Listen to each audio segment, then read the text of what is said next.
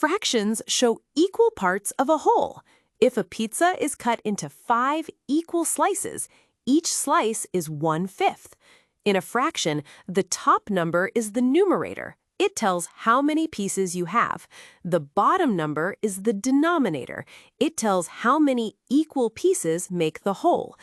Today, we are adding and subtracting fractions with the same denominator.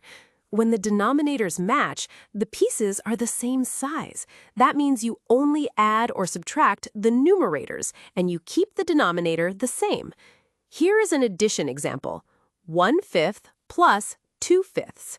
Both denominators are 5, so add the numerators. 1 plus 2 is 3.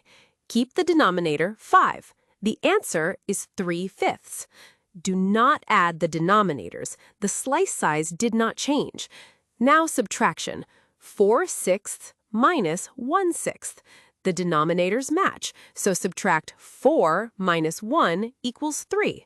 Keep the denominator 6. That gives 3/6. Both 3 and 6 can be divided by 3, so simplify to 1/2.